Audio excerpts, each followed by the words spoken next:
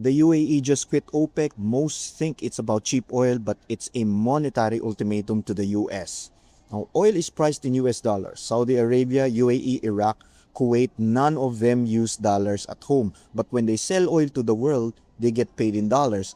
When dollars flow into these countries, they lend them back to the US, and the US gets to keep borrowing on the cheap. Now, with the Strait of Hormuz closed, UAE is producing oil but cannot ship it, they cannot sell it, they can't convert it into cash. Now, don't get me wrong, they aren't broke, they have trillions in assets, but it's not liquid. The UAE dirham is also pegged to the US dollar, and to keep that peg stable, the UAE central bank must be able to sell dollars. Right now, they are oil asset rich but dollar starved.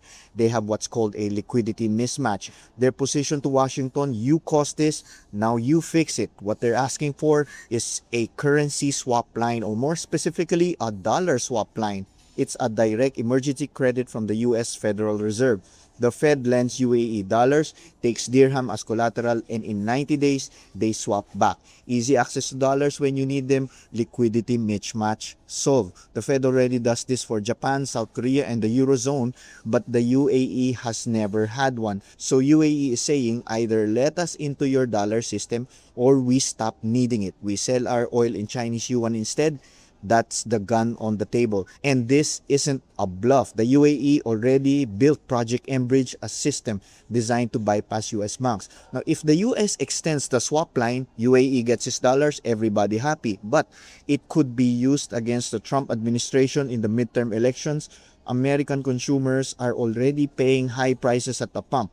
The opposition will frame it as Trump helps foreign kings while Americans pay $6 to the gallon. Now, outside of the US, what message does this also send? Every other oil producer just watched UAE extract a Fed swap line by threatening yuan. Markets noticed that. China's case for yuan as an alternative gains legitimacy because the dollar had to be defended under duress. Now, if the USA says no, UAE oil may start getting invoiced in yuan. China gets its first real proof of concept. So the US is in a catch-22 situation. It's choosing between two different versions of a potential bad outcome. So we import almost all of our oil in dollars. If oil reprices to yuan, we're in trouble. The BSP has a yuan bridge, but it's a garden hose. We'll need a fire hose to settle a potentially larger national oil bill.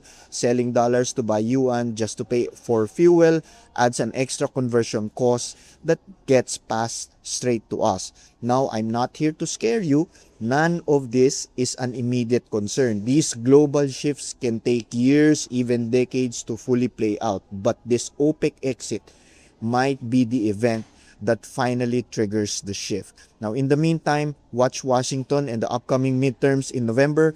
If the Republicans lose control of Congress, we move into a divided government. Historically, that kind of political gridlock can actually calm the markets because it slows down radical policy shifts. It might force a more cautious approach in Washington, which could eventually ease the geopolitical friction we are seeing today. But make no mistakes, when giants fight over currencies, a small country like us takes the hit. Make sure to subscribe so you don't get left behind.